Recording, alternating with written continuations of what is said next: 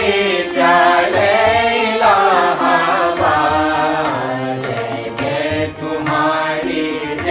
तुम्हारी विश्वविद्यालय इलाहाबाद। ज्ञान उद्गम ज्ञान संगम ज्ञान के इतिहास। ज्ञान उद्गम ज्ञान संगम ज्ञान के इतिहास। शत शत नमन है विश्वविद्यालय इलाहाबाद। सुंदरम सत्यम शिवम अवधारणाधार। जय तुम्हारी विश्वविद्यालय इलाहाबाद। जय तुम्हारी जगत विख्यात इलाहाबाद विश्वविद्यालय के संस्कृत विभागीय परास्नातक पूर्वार्ध के प्रिय छात्रों छात्राओं, संस्कृत के पूर्व छात्रों, दर्शनानुरागियों और जिज्ञासुओं, आज हम लोग प्रतिदिन की भांति पुनः सांख्य शास्त्र के अध्ययन हेतु एकत्र हुए हैं। शनैः शनैः सांख्य शास्त्र की विषयगत गंभीरताओं से हम लोग सुपरिचित हो रहे हैं और त्रिविध दुख का निराकरण करने वाला यह सांख्य शास्त्र, जिसका श्रवण आप लोग प्रतिदिन नियम पूर्वक कर रहे हैं, जो एक अद्वितीय ज्ञान है, ऐसा ज्ञान आप लोगों का भविष्य मंगल करे, मंगलमय करे। इन्हीं शुभकामनाओं के साथ मैं आप सभी लोगों का सस्नेह नमन करता हूं। यद्यपि आज समय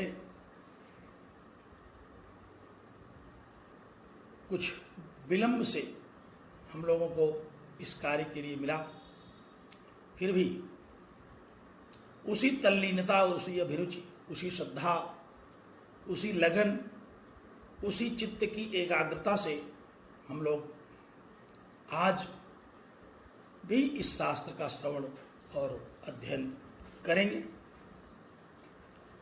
तो आइए, कल हम लोग जिस विषय की चर्चा करके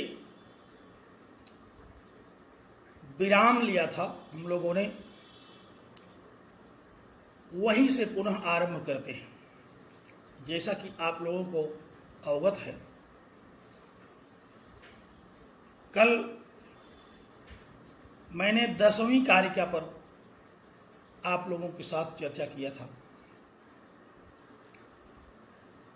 10वीं और 11वीं ये दोनों कारिकाएं प्रायः एक ही विषय के अंतरंग संबंध से युक्त हैं। इन दोनों में हम लोग व्यक्त, अव्यक्त और ज्ञेय, इनका विवेक ज्ञान करने के लिए अध्ययनरत हैं। कल हम लोगों ने व्यक्त के विषय में चर्चा किया। व्यक्त तत्व कितने हैं और क्या उनका स्वरूप है सामान्यतः, इस पर हम लोगों ने चर्चा की। स्मरण करें आप लोग, अपने चित्त को एकाग्र करें। अव्यक्त से हम लोग सांख्य के अनुसार वर्णित इस जगत के परम कारण रूप प्रकृति को समझते हैं। इसी प्रकृति को अव्यक्त कहते हैं। इसी की एक संज्ञा और है जिससे हम लोग भली भांति सुपरिचित हैं, प्रधान।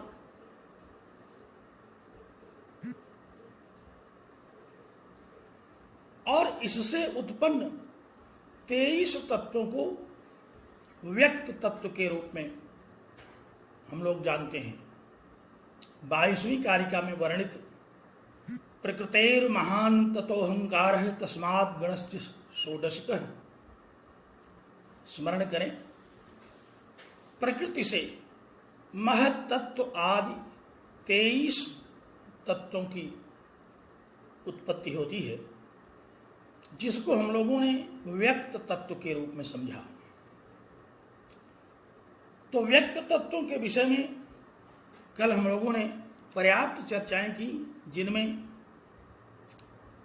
अहंकार बुद्धि तत्व से उत्पन्न और प्रकृति तत्व से उत्पन्न महत तत्व या बुद्धि तत्व पर चर्चा किया। अहंकार से उत्पन्न 11 इंद्रियों को हम लोगों ने समझने की चेष्टा की। 11 इंद्रियों में पंच कर्मेंद्रियां और पंच ज्ञानेंद्रियों को हम लोग जानते हैं, और इन्हीं के साथ उभयात्मक इंद्रिय के रूप में मन को समझते हैं। इसीलिए 11 इंद्रियां कहते हैं। वस्तुतः वेदांत और सांख्य इन दोनों में इंद्रियों और अंतःकरण को लेकर के पर्याप्त साम्य है।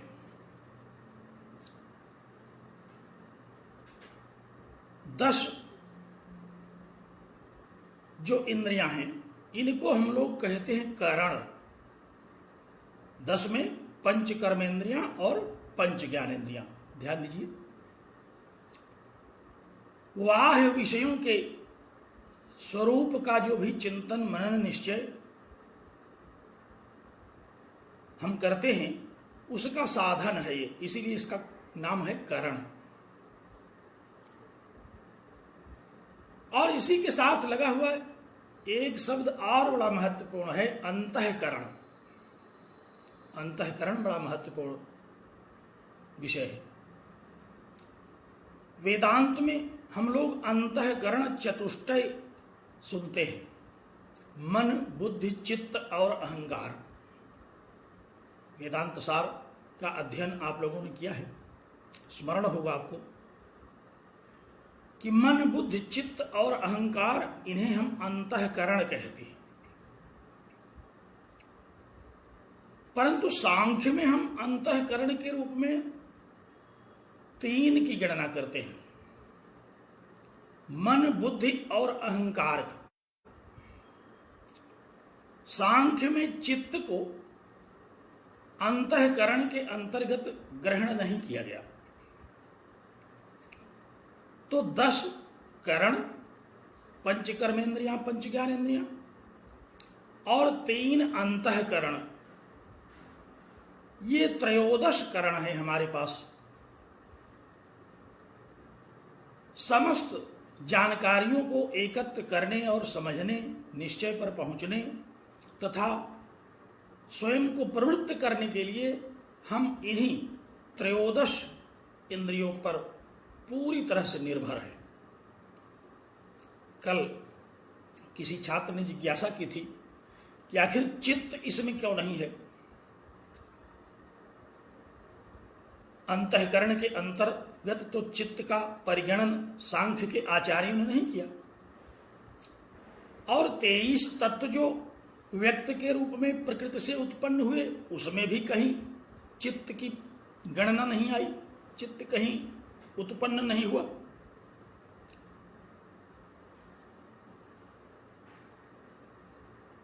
तो केवल यह सुनिश्चित किया गया कि 10 करण और 3 अंतःकरण सांख्य के अनुसार मन, बुद्धि और अहंकार। ध्यान दीजिए, कहीं आवश्यकता पड़े तो नोट भी करिए। अंतःकरण के विषय में सांख्य कारिका की 33वीं कारिका में विस्तार से विवेचन आया है। आप वहां देखेंगे जब, यद्यपि वह हम लोगों के पाठ्यक्रम के बाहर है, फिर भी जिज्ञासु के पाठ्यक्रम के बाहर कुछ नहीं होता। उसे तो जिज्ञासा है, समझना है। तो 3 अंतःकरण कहे गए, 10 बाह्यकरण, भली भांति हम लोग सुपरिचित हैं इनके स्थानों से भी, कि ये पंच कर्मेंद्रियां कहाँ होती हैं और पंच ज्ञानेंद्रियां कहाँ होती हैं। लेकिन एक मन में ये भी जिज्ञासा उठती है कि आखिर ये अंतःकरण कहाँ होते हैं, अंतःकरण के लिए कहाँ स्थान निर्धारित है। क्योंकि शब्द, स्पर्श, रूप, रस और गंध, इनको ग्रहण करने वाली जो 5 ज्ञानेंद्रियां हमारे पास हैं, इनका स्थान निर्धारित है। श्रवणेन्द्रिय का स्थान निर्धारित है, घ्राणेन्द्रिय का स्थान निर्धारित है, दर्शनेन्द्रिय का स्थान निर्धारित है, रसनेन्द्रिय का स्थान निर्धारित है और त्वगिंद्रिय भी अपने निर्धारित स्थान पर है। इसी तरह से वाक, पाणि, पायु, पाद और उपस्थ, इनके भी स्थान निर्धारित हैं। सामान्य ज्ञान से हम लोगों को ये अवगत होते रहते हैं, सब लोग जानते हैं। बच्चे भी, उनसे भी पूछा जाए कि कान कहाँ है तो उनको पता है। लेकिन ये अंतःकरण कहाँ रहता है? आचार्यों ने कहा कि यह अंतःकरण हृदय पुंडरीक में रहता है। हृदय रूपी कमल में ये अंतःकरण रहता है। बड़ा महत्व है हृदय का। हृदय किसे कहते हैं? सब लोग बड़े हृदयवान हैं। बहुत ही हम लोगों को जब भी कोई आनंद आता है कहते हैं हार्दिक आनंद आ गया, हार्दिक कष्ट हो गया। ये दोनों हृदय में ही होते हैं, कष्ट भी और आनंद भी। और बड़ा ही महत्वपूर्ण विषय यह है कि परमात्मा भी वहीं रहता है, हृदय में भी, हृदय में ही रहता है वो। ईश्वर है सर्वभूतानां हृदयेषु तिष्ठति। अर्जुन को जब जिज्ञासा हुई भगवान श्री कृष्ण से, उन्होंने भी पूछा, कि जिज्ञासा बड़ी पुरातन है कि आखिर परमात्मा रहता कहाँ है। तो गीता में भगवान श्री कृष्ण ने कहा कि हे अर्जुन, ईश्वर सभी प्राणियों के हृदय में रहता है। और हृदय में रहता है तो हृदय में ही ये लोग भी रहते हैं तीनों, मन, बुद्धि और अहंकार। ये ईश्वर के बड़े करीबी हैं। मन, बुद्धि और अहंकार। और वेदांत की भाषा में अगर हम लोग समझें तो मन, बुद्धि, चित्त और अहंकार, ये चारों अंतःकरण में रहते हैं और वहीं परमात्मा भी रहता है। ये सब उसके बड़े करीबी हैं। लेकिन प्रायः सामान्यतः मनुष्य अत्यंत करीब में रहने वाले उस चैतन्य तत्व पर विचार नहीं करता, बल्कि जगत में अनेक जो जड़ तत्व हैं, विषय वासनात्मक जो कारण हैं, उन पर वह चिंतन करता रहता है। इसीलिए बड़े बड़े आचार्यों का कहना है कि अंतःकरण में रहने वाले परमात्मा पर जो विचार नहीं करता, तो परमात्मा वहां से चला जाता है उठकर के। निवास स्थान तो है, हृदय से तिष्ठति, अगर रहता है तो हृदय में रहता है।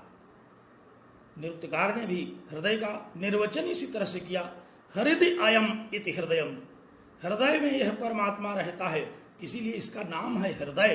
हृदय अयम, यह हृदय में रहता है। तो हृदय पुंडरीक बहुत ही महत्वपूर्ण स्थान है। ध्यान दीजिए, हम लोग सांख्य में वर्णित विषयों के साथ साथ कुछ अन्य विषयों को भी प्रसंगवश चर्चा में ले आते हैं। इससे हम लोगों का ज्ञानवर्धन ही होता है। और जो शंकाएं उठी होती हैं मन में, जैसे कल जिस छात्र के मन में शंका उठी कि आखिर चित्त कहाँ गया, तो चित्त कहीं चला नहीं गया है, वस्तुतः अंतःकरण के रूप में परिगणित मन, बुद्धि और अहंकार के साथ इसकी गणना भर नहीं की गई। नहीं तो सांख्य योग में चित्त की बड़ी विशेष भूमिका है। सारा का सारा योग शास्त्र जो सांख्य का प्रक्रियात्मक स्वरूप है साधना का, वहां सब कुछ चित्त पर आधारित है। योगश चित्त वृत्ति निरोधः, वहां चित्त वृत्ति की चर्चा आई। और आचार्यों ने कहा कि ये चित्त वृत्ति कहाँ रहती है? कहा यह सामान्यतः इसी अंतःकरण को ही चित्त वृत्ति कहते हैं। मुझे ऐसा लगता है कि ये चित्त वृत्ति मन, बुद्धि और अहंकार इन तीनों से संबंधित है। इसीलिए आचार्यों ने कहा कि सामान्यतः अंतःकरण ही चित्त वृत्ति है। तो समग्र अंतःकरण, अंतःकरण सामान्यम चित्त वृत्ति ही, योग शास्त्र में कहीं उद्धृत किया गया कि अंतःकरण सामान्य को ही चित्त वृत्ति कहते हैं। और वहां भी सिद्धि प्राप्त हो जाती है। जब कैवल्य प्राप्त हो जाता है तो वहां भी वह ईश्वर हृदय में ही आकर के, चित्त वृत्ति में ही आकर के, अंतःकरण में ही आकर के स्थिर हो जाता है। योग सूत्रकार कहते हैं तदा द्रष्टुः स्वरूपे और तदा कदा यदा अज्ञान निवृत्तिर्भवति, जब व्यक्त अव्यक्त और ज्ञ के विषय में अविवेक दूर हो जाता है, तब वह ईश्वर उस हृदय पुंडरीक में वर्तमान अंतःकरण रूप जो मन, बुद्धि, अहंकार है, वहीं आकर के स्थिर हो जाता है। तो तदा दृष्टुः स्वरूपे अवस्थानम, दृष्टा जो है वह उसी चित्तवृत्ति के ही साथ जुड़ा हुआ है। उसी के निरोध से हमें ज्ञान होता है और वहीं दृष्टा उपस्थित भी होता है। तो इस प्रकार अंतःकरण के रूप में सांख्य दर्शन में चित्त का उल्लेख नहीं आया। ध्यान रखिए इस बात को। कई बार परीक्षाओं में प्रश्न आता है, हम लोग दिग्भ्रमित हो जाते हैं। वेदांत के प्रबल संस्कारों के कारण हमको ऐसा लगता है कि अंतःकरण में ही चित्त भी कहीं है, लेकिन चित्त तो वृत्तियों के रूप में कहा गया है। अनेक असंख्य चित्त वृत्तियां हैं। अभी जब हम लोग प्रमाण पढ़ रहे थे तो वहां भी चित्त वृत्ति की चर्चा आई थी। जो भी ज्ञान हम ग्रहण करते हैं वाह इंद्रियों से, एक बात और बड़ी महत्वपूर्ण है, ये वाह इंद्रियां जो भी ज्ञानार्जन करती हैं तो कहाँ ले जाती हैं? ये किस बात की करण है? करण माने साधन। तो ये साधन उस ज्ञान को कहाँ ले जाते हैं? कहा ये अंतःकरण के पास ले जाते हैं। जो भी ज्ञान हम ग्रहण करते हैं, जो भी जानकारी हमारे पास आती है इन पंच ज्ञानेंद्रियों के द्वारा अथवा इन पंच कर्मेंद्रियों के द्वारा, जहां भी हम आते जाते हैं वहां जो भी हमें जानकारी मिलती है वह सारा का सारा ज्ञेय विषय ये वाह इंद्रियां अंतःकरण को रिपोर्ट करती हैं। अंतःकरण इनके लिए एक ऐसा महत्वपूर्ण स्थल है जहां की सारा ज्ञान, सारी जानकारी ये वहां पहुंचाती है। अब वहां जानकारियों को पहुंच जाने के बाद अब ये मन पर, बुद्धि पर, अहंकार पर निर्भर करती हैं कि किस जानकारी को हम किस रूप में ग्रहण करके किस रूप में उसको प्रक्रिया में ले आते हैं। तो तीन अंतःकरण, मन, बुद्धि और अहंकार। ध्यान रखिए, हम लोग सांख्य की कक्षा में हैं। कई बार छात्र होते तो हैं सांख्य की कक्षा में, विचार उठता है उनके मन में न्याय का और वेदांत का। ऐसे लोग हमेशा भ्रम में पड़े रहते हैं। कल से परसों से ही लोग शंकाओं को इकट्ठा कर रहे हैं। शंकाएं ही नहीं इकट्ठी हो पा रही हैं। लोगों को इस विषय में ही शंका नहीं उठ रही कि आखिर उनको शंका कहाँ है। शंका यथार्थ बोध कराने का बड़ा ही महत्वपूर्ण साधन है। तो इसमें शंका अपनी निर्मूल कर लीजिए। अंतःकरण में चित्त नहीं है, लेकिन सांख्योग में चित्त की महनीय भूमिका है। चित्त के बिना योग साधना संभव ही नहीं है, क्योंकि योगश्च चित्तवृत्ति निरोधा, चित्त वृत्तियों का निरोध करना ही तो योग कहा गया। अगर चित्त को हम महत्व नहीं देंगे तो फिर योग कहाँ सिद्ध होगा। तो चित्त और चित्त की वृत्तियां बहुत महत्वपूर्ण विषय के रूप में सांख्यों में ग्रहीत हैं, परंतु ध्यान रखने की बात यही है इतनी कि अंतःकरण में चित्त की चर्चा नहीं आई। प्रायः चित्त में हमारी स्मृतियां सुरक्षित होती हैं। इन अंतःकरणों के द्वारा जो भी निर्धारित करके हम समझ लेते हैं, बुद्धि के द्वारा निश्चित करके, अहंकार के द्वारा जब हम धारण कर लेते हैं उसको, तो वह उसी चित्त वृत्ति में स्थित हो जाती है और अनंत काल तक उसमें स्थित रहती हैं। कितनी मजबूती से आपने चित्त में कौन सा विषय रख लिया है, उतनी ही समय तक वह वृत्ति चित्त में पड़ी रहती है। तो 5 अंतःकरण, 5 ज्ञानेन्द्रियां, 5 कर्मेंद्रियां और 3 अंतःकरण, इन्हीं के द्वारा एक बात यहां और समझने की है। कर्मेंद्रियां और ज्ञानेन्द्रियां ये सदैव वर्तमान काल में कार्यरत रहती हैं। कर्मेंद्रियां जो भी कार्य करती हैं, जब भी करती हैं, तो वर्तमान काल में ही उनकी क्रिया चलती है। ज्ञानेन्द्रियां जो भी सोचती हैं वो वर्तमान काल में ही सोचती हैं, लेकिन ये अंतःकरण ये भूत में भी, वर्तमान में भी और भविष्य में भी विचार कार्यरत रहता है। यह महत्वपूर्ण बात है कि अंतःकरण में उपस्थित ये जो 3 साधन हमारे पास हैं, मन, बुद्धि, अहंकार, ये भूतकालीन विषय को भी सोचते हैं। आसन्न भूत को, अर्थात तत्काल पूर्ववर्ती जो बात है, अभी 2 मिनट पहले हमने क्या कहा, उसका भी इनको ध्यान है, और बहुत पहले हम लोगों ने क्या कहा था उसका भी इनको ध्यान है, और वर्तमान में तो हैं ही, भविष्य के विषय में भी संभावना करके ये अपने ज्ञानार्जन में लगी रहती हैं। तो अंतःकरण और बाह्यकरण में ये भेद है कि अंतःकरण तो तीनों कालों में सक्रिय रहता है, लेकिन ये जो बाह्यकरण हैं, 5 कर्मेंद्रियां और 5 ज्ञानेन्द्रियां, इनका सदैव वर्तमान काल ही रहता है। इन इंद्रियों के लिए भूतकाल और भविष्यत काल नहीं है। भूतकाल और भविष्यत काल तो केवल अंतःकरण के लिए है। तो हम लोगों ने व्यक्त के रूप में 5 कर्मेंद्रियां, 5 ज्ञानेन्द्रियां, 5 तन्मात्र, 5 महाभूत, मन, बुद्धि और अहंकार, ये 23 तत्व हम लोगों ने समझा, और इनके स्वरूप पर चर्चा करते हुए कल हम लोगों ने इनकी परिचयात्मक जानकारी की। आप स्मरण करें 10वीं कारिका, हेतुमद नित्यम अव्यापी सक्रियम अनेकमाश्रितम लिंगम सावयवम परतंत्रम व्यक्तम तद विपरीतम अव्यक्तम। ये जो व्यक्त तत्व हैं, ये किन किन विशेषताओं से युक्त हैं, इस पर कल हम लोगों ने विस्तार से चर्चा किया। 9 विशेषताएं कही गई।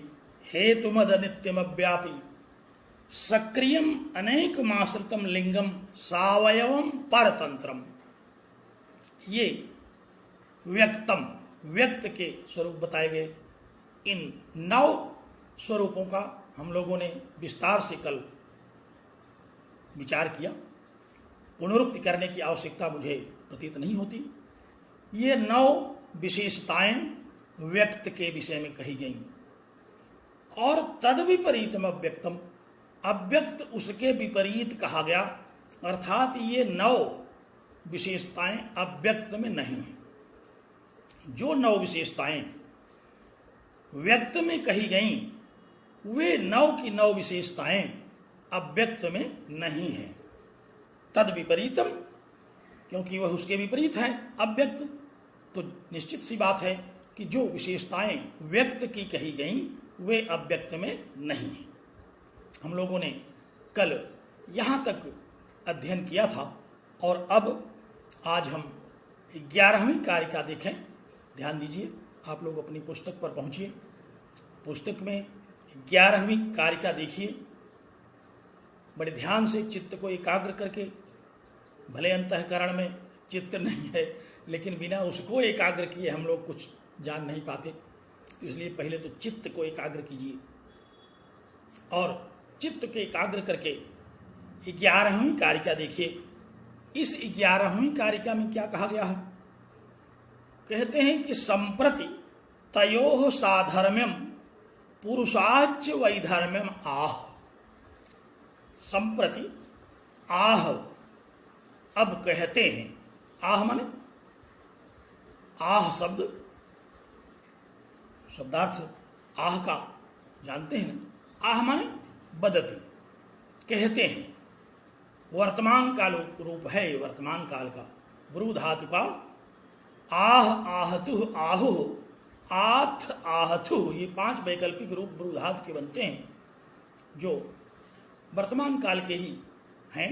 तो आह माने कहते हैं, बताते हैं। क्या बताते हैं? तयोः साधर्म्यम, इन दोनों का साधर्म्य क्या है? किन दोनों का? व्यक्त का और अव्यक्त का। अभी तो वैधर्म्य बताया था। कल 10वीं कारिका में इन्होंने क्या बताया था? वैधर्म्य बताया था। जरा चैतन्य रहिए, जागरूक रहिए। हमको ऐसा प्रतीत हो कि आप सारे लोग हमें सुन रहे हैं। सक्रिय हो जाइए, क्योंकि व्यक्त को सक्रिय रहना पड़ता है। हम लोगों ने कल पढ़ा था कि सक्रियम, अगर आप सक्रिय रहेंगे तो व्यक्त हो जाएंगे। काफी देर से मैं देख रहा हूं कोई सक्रिय नहीं हो रहा है। हमारी बात आप लोगों के पास पहुंच रही होगी, हमारी बात आपको श्रवण में आ रही है ना?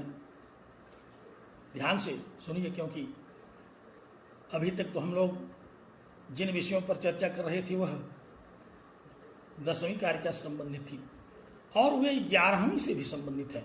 हाँ, जागरूक रहिए तो हमको भी अभिरुचि बढ़ती है कि श्रोता जागरूक है, श्रोता श्रवण कर रहा है, श्रोता सो नहीं रहा है। कई बार श्रोता का सोता हो जाता है, तो सो जाते हैं लोग। तो आप लोग कृपया सोता न रहिए, श्रोता ही बने रहिए। तो 11वीं कारिका देखिए, इसमें क्या कहा गया? तयोः साधर्म्यम, इसमें व्यक्त और अव्यक्त का साधर्म्य, दोनों के समान धर्म क्या क्या हैं, इस पर चर्चा की गई। और पुरुषाच वैधर्म्यम, पुरुष से इसका क्या वैधर्म्य है, पुरुष से इसमें क्या भेद है, व्यक्त अव्यक्त किन स्वभाव में पुरुष तत्व से भिन्न है, अलग है, इस विषय का इसमें विवेचन किया गया। तो ध्यान से देखिए, मैं फिर से पढ़ता हूं। त्रिगुणम अविवेकी विषय सामान्यम चेतनम प्रसवधर्मी व्यक्तम तथा प्रधानम, व्यक्तम तथा प्रधानम, व्यक्त और अव्यक्त ये समान धर्मा है। किन किन विषयों में?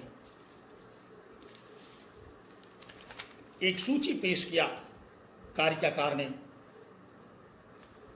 6 बातों की चर्चा की इसमें। कौन कौन सी वे 6 बातें हैं, ध्यान से सुनिए और समझिए। बड़ी सरल सी बात है, क्योंकि इन दोनों कारिकाओं में दर्शन की गूढ़ता नहीं है, दर्शन को समझने की पहले की प्रक्रियात्मक जानकारी है। क्योंकि जब तक हम व्यक्त और अव्यक्त के स्वरूप को अलग अलग नहीं समझ लेंगे, तब तक हम व्यक्त और अव्यक्त का विवेक ज्ञान नहीं कर पाएंगे। इसलिए देखिए, त्रिगुणम अविवेकी विषय सामान्य अचेतनम प्रसव धर्मी, इतने पदों के द्वारा व्यक्तम तथा प्रधानम, व्यक्त और प्रधान माने अव्यक्त का साधर्म्य प्रस्तुत किया गया।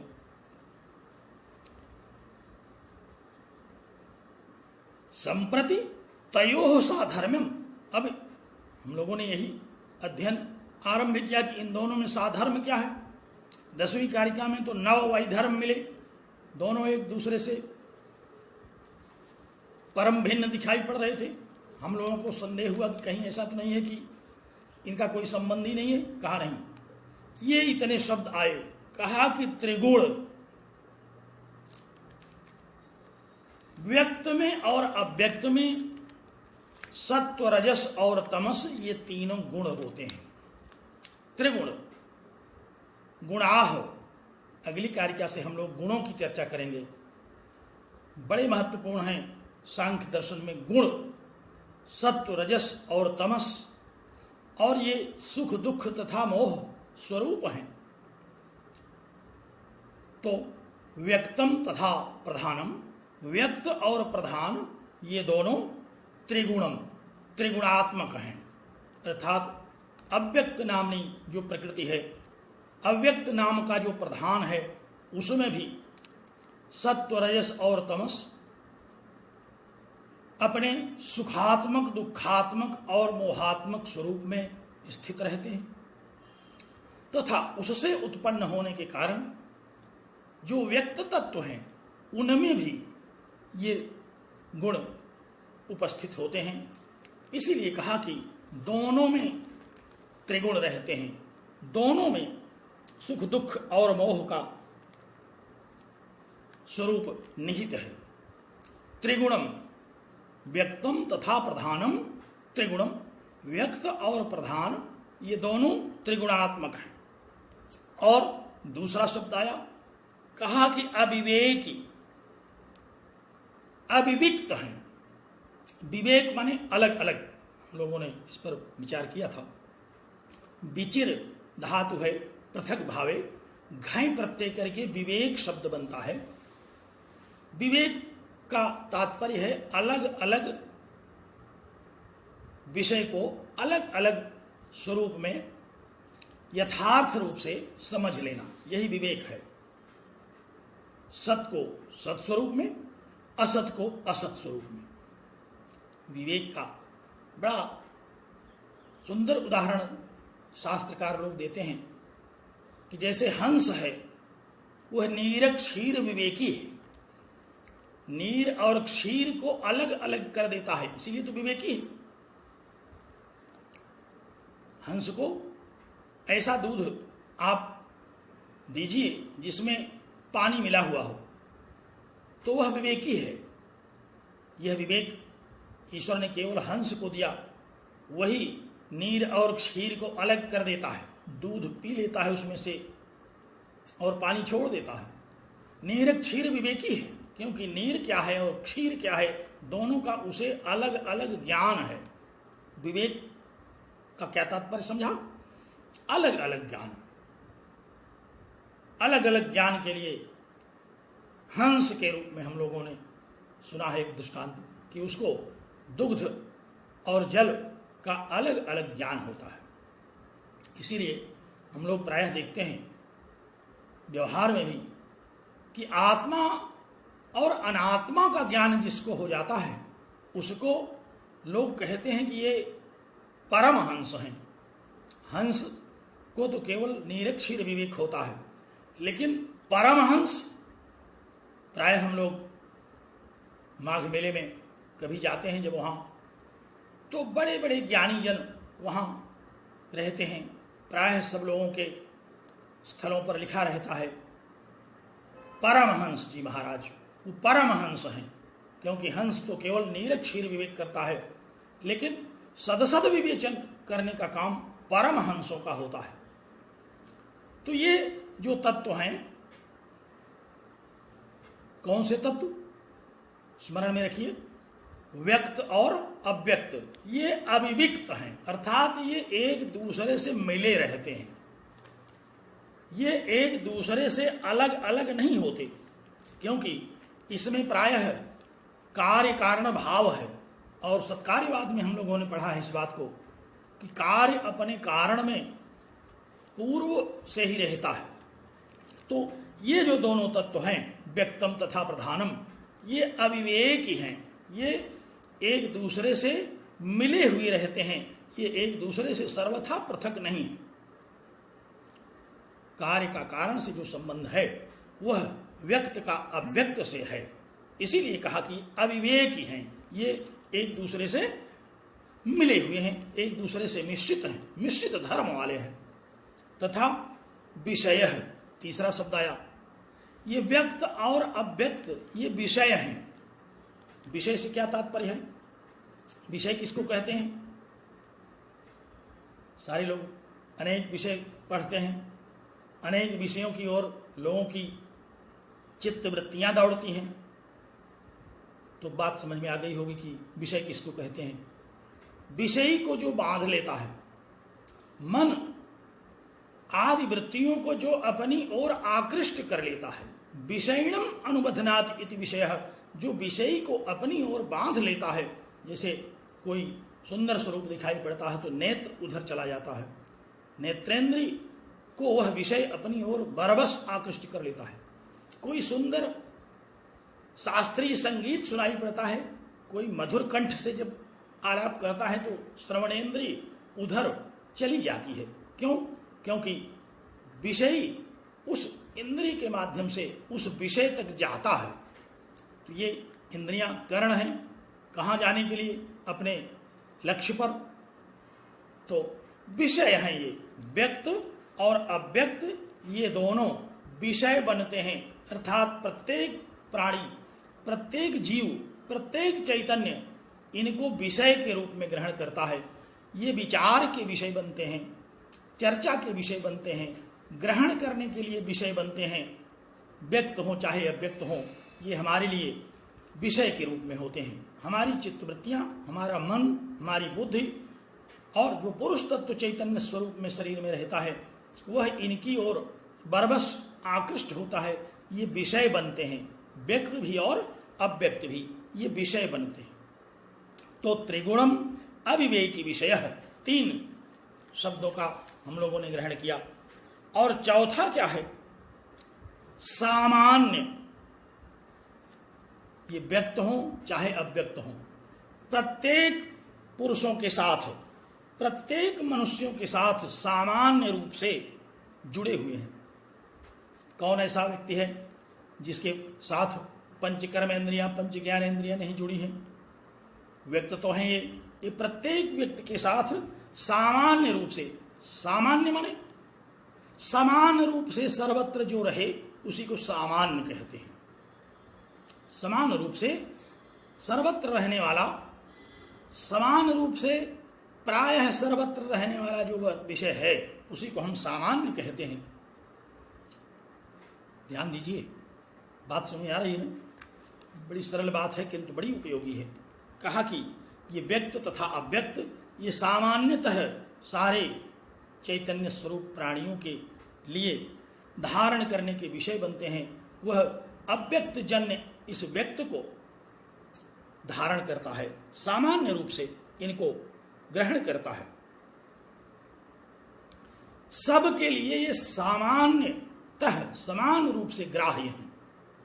और 5वां शब्द आया, कहा कि अचेतनम,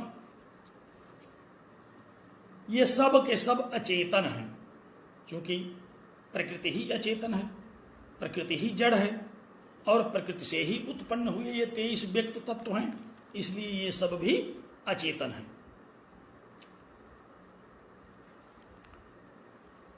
बात स्पष्ट हो रही है ना? त्रिगुणम अविवेक विषय है सामान्य, सामान्यम, अचेतनम और प्रसवधर्मी। प्रसवधर्मी अर्थात व्यक्त तथा अव्यक्त ये किसी न किसी कार्य को उत्पन्न करने में विशेषता रखते हैं। प्रसव इनका धर्म है, अर्थात किसी न किसी कार्य को उत्पन्न करना, किसी भी परिणाम को उत्पन्न करना। सृष्टि काल में प्रकृति विपरीत परिणाम उत्पन्न करती है और प्रलय काल में समान परिणाम उत्पन्न करती है। ये नित्य तत्व है, ये प्रलय में भी रहती है और सृष्टि काल में भी रहती है। प्रलय काल में इसके विरूप परिणाम होते हैं, विविध परिणाम होते हैं, सृष्टि काल में इसके विरूप और विविध परिणाम होते हैं तथा प्रलय काल में समान रूप से यह परिणमित होती रहती है। तो इसलिए प्रसव धर्म इन 6 शब्दों के द्वारा यह निर्णय किया गया है, बताया गया कि व्यक्तम तथा प्रधानम, व्यक्त तथा प्रधान ये दोनों इन 6 समानताओं से युक्त हैं। तयोः साधर्म्यम आह, इन दोनों के साधर्म्य को कहते हैं। एक बार पुनः स्मरण करिए, व्यक्त और अव्यक्त इन 6 शब्दों के द्वारा जो विशेषताएं हैं उन धर्मों से युक्त होते हैं। कौन कौन? व्यक्त अर्थात ये 23 तत्व, और अव्यक्त अर्थात ये 23 तत्वों का जो परम कारण है प्रकृति तत्व।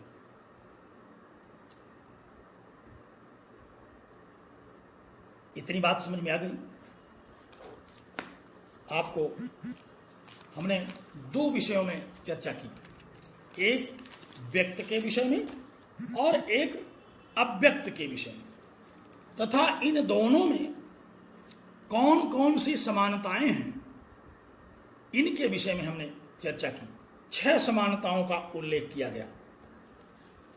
और कारिका का अंतिम अंश देखिए, कहा कि तद विपरीतः पुमान, पुमान पुरुष तत्व, जो पुरुष तत्व है, 25वां तत्व जिसको हम लोग कहते हैं पुरुष तत्व के रूप में, वह तद विपरीत है, व्यक्त और अव्यक्त से विपरीत है।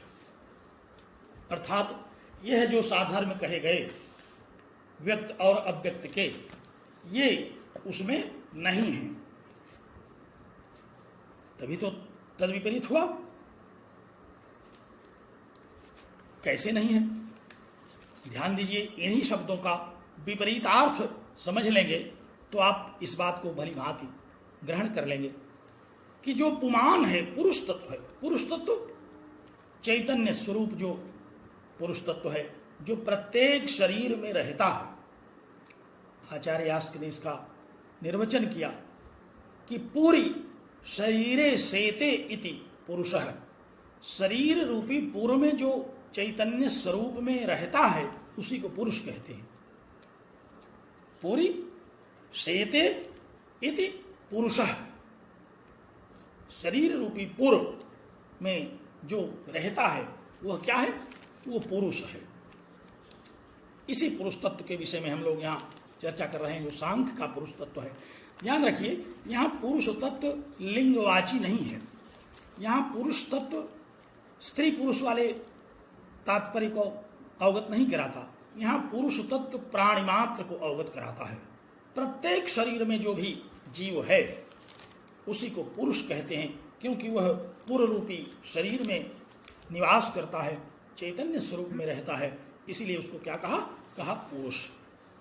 पुरुष शब्द का निर्वचन हम लोग निरुक्त में ठीक से समझेंगे। सांख्य के बाद हम लोग निरुक्त का जब आरंभ करेंगे पाठ्यक्रम, तो वहाँ इस प्रकार के निर्वचनों का विशेष प्रकरण आएगा। तो कहा कि तद विपरीत है पुमान।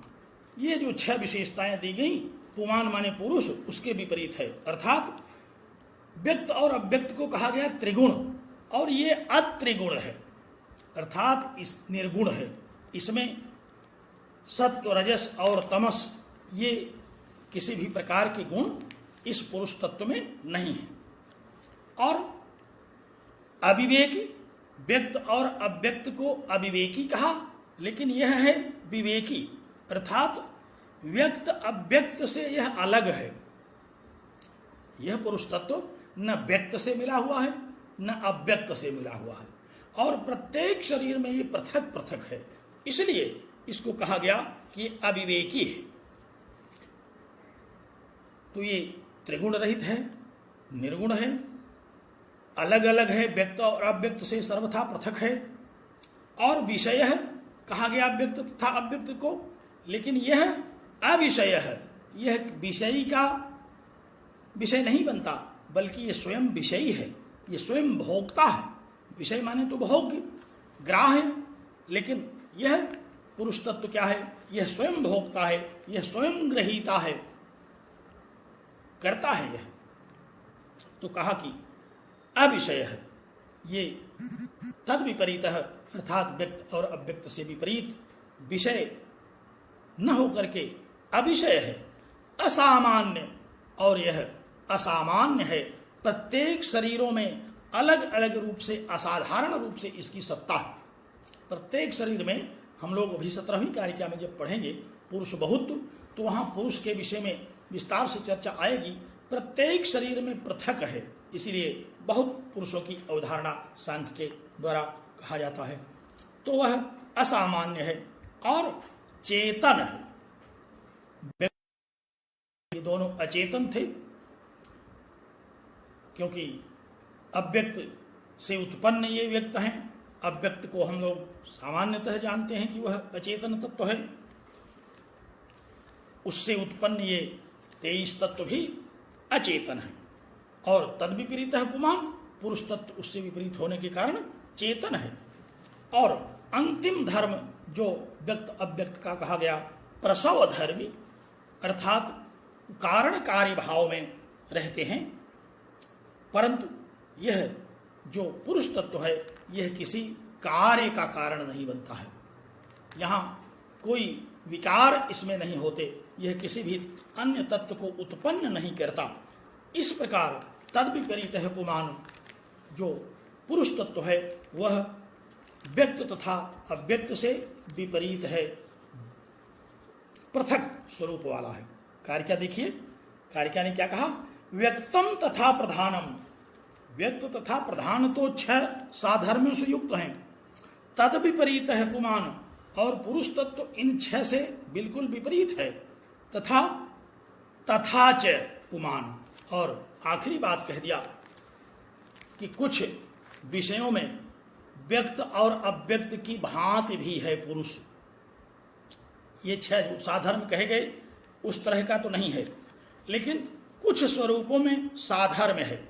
जैसे साधर्म इसका प्रकृति के साथ क्या है? प्रकृति भी अहेतुमत है, प्रकृति का कोई कारण नहीं है। प्रकृति भी सत तत्व है, नित्य तत्व है, और पुरुष भी अहेतुमत है, पुरुष का भी कोई कारण नहीं है, वह भी अज है। प्रकृति यदि अजा है तो पुरुष तत्व को भी अज कहा। अजाह ये तामजुष्माणु से थे, हम लोगों ने पढ़ा था आरंभिक मंगलाचरण में। तो अज और अजा ये दोनों सामान्य स्वरूप वाले हैं, न वह पैदा हो न ये पैदा हो, दोनों न जायते इति अजह, जो पैदा न हो वह अजह अज है। तो ये दो प्रकृति के साथ पुरुष तत्व की ये दो समानता है, दोनों अज हैं, दोनों नित्य हैं। और व्यक्त के साथ भी इसकी एक समानता है। व्यक्त अनेक हैं, 23 तत्वों की चर्चा व्यक्त के रूप में आई, और पुरुष बहुत्व की चर्चा, पुरुष बहुत्व के विषय में हम लोग पढ़ेंगे। पुरुष भी बहुत है, तो व्यक्त भी बहुत हैं और पुरुष भी बहुत हैं। ये तथा च पुमान, ये समानता है पुरुष तत्व में और व्यक्त तत्व में। तो दो समानता पुरुष तत्व में और प्रकृति तत्व में, तथा व्यक्त से एक समानता जो अनेकता है। तो इस प्रकार इस 11वीं कारिका में आए हुए प्रत्येक शब्द की प्रतिपद व्याख्या हमने की। आचार्य वाचस्पति मिश्र के द्वारा जो टीका की गई, उस टीका के आधार पर मैंने आप लोगों के समक्ष इस विषय को प्रस्तुत किया। पुरुष और प्रकृति, हमने पुरुष तत्व के विषय में आपको बताया जो शरीर रूपी पुर में रहता है, और प्रकृति तत्व को बताया हम लोगों ने प्रकरोति इति प्रकृति ही, आरंभ में ही बताया था कि जो इस जगत रूपी महान संरचना को जन्म देती है उसको प्रकृति कहते हैं। इसी को प्रधान भी कहते हैं, इसी तत्व को प्रधान भी कहते हैं, क्योंकि ये जगत को धारण करता है। प्रकर्षेण धीयते इति प्रकृति, प्रकर्षेण धीयते जगत इति प्रकृति, यह इस जगत को धारण करता है। धीयते क्रियते, इस जगत को जो उत्पन्न करने में समर्थ है उसी को प्रधान कहते हैं। प्रकर्षेण धीयते क्रियते जगत अनेन तत्प्रधानम। प्रधान उसको कहते हैं जो इस संसार को धारण करता है सृष्टि काल में, और प्रधीयते निधीयते अस्मिन् प्रलय समय इति च प्रधानम। प्रलय के समय में भी जो इस जगत को धारण करे उसको भी प्रधान कहते हैं। आचार्य वाचस्पति मिश्र ने प्रधान शब्द के ये दोनों निर्वचन किए अपनी भामती टीका में। आचार्य वाचस्पति मिश्र ने प्रधान शब्द का दो तरह से निर्वचन किया। एक तो कहा कि ये सृष्टि काल में इस जगत की संरचना करता है प्रधान, इसलिए इसको सृष्टि की संरचना करता है, सृष्टि को धारण किया इसलिए यह प्रधान है। और प्रलय काल में सृष्टि को यह अपने आप में विलीन कर लेता है, इसलिए भी यह प्रधान है। तो पुरुष तत्व क्या है, प्रकृति तत्व क्या है? पुरुष तत्व और प्रकृति तत्व में व्यक्त अव्यक्त और ज्ञ के रूप में क्या समानताएं हैं और क्या असमानताएं हैं, इस पर हम लोगों ने इन दो कारिकाओं में बड़े संक्षेप में सुना। बहुत ही संक्षेप में इस पर हम लोगों ने चर्चा की, और मुझे पूरा भरोसा है कि आप लोगों ने इन दोनों कारिकाओं में जो व्यक्त अव्यक्त के साधर्म तथा व्यक्त और अव्यक्त के वैधर्म, साथ ही व्यक्त अव्यक्त का पुरुष के साथ साधर्म और वैधर्म बताया गया, इसको आप लोगों ने भली भांति सुना समझा। और यदि कोई संदेह हो तो अपने संदेह की पोटरी में जो शंका की पोटरी आप बना रहे हैं उसमें इसको भी डालिए। का आरंभ करते हैं। मुझे ऐसा लगता है कि इन दो कारिकाओं का हमने एक सरल विवेचन, एक सामान्य और संक्षिप्त विवेचन आप लोगों के समक्ष प्रस्तुत किया। और मैं देख रहा हूं कि कुछ लोगों ने यह टिप्पणी भी लिखा है कि स्पष्ट है गुरुजी।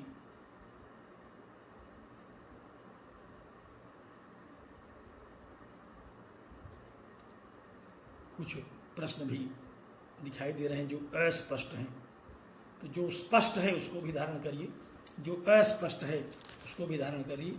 व्यक्त और अव्यक्त की तरह दोनों लिए रहिए।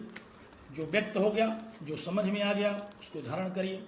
जो अव्यक्त है अभी, जो अभी नहीं समझा आपने, उसको अपनी शंका की पोटली में डालिए। उस पर हम लोग पुनः चर्चा करेंगे। और बहुत ही आनंद आ रहा है। इस आनंद के विषय की चर्चा आप लोगों के साथ करने में मुझे भी बड़ा आनंद आ रहा है, क्योंकि इस कोरोना वैश्विक महामारी में सारे लोग अपने अपने घरों में घुसे हुए हैं, किंग कर्तव्य विमूढ़ हैं। हम लोग आह्लाद पूर्वक व्यक्त और अव्यक्त का विज्ञान कर रहे हैं, प्रकृति और पुरुष तत्व का तात्विक विवेचन कर रहे हैं। इससे अच्छा और क्या अवसर हो सकता है। हम तो इसके पहले जब यह कार्यक्रम आरंभ नहीं हुआ था तो मन में बड़ी खिन्नता हो रही थी कि आखिर पढ़ना पढ़ाना यह समय हम लोगों को बाधित कर रहा है। लेकिन आप लोगों ने जो यह ग्रुप संचालित किया और इसके माध्यम से जो 95 लोग इसमें जुड़े हुए हैं और इसका लाइव प्रसारण देख रहे हैं और बारंबार पुनः भी इसको सुन रहे हैं और अपनी शंकाओं का समाधान, मैं बड़ा ही आह्लादित हूँ इससे। आज के इस कार्यक्रम पर बहुत बहुत साधुवाद और धन्यवाद देता हूँ। कल पुनः हम लोग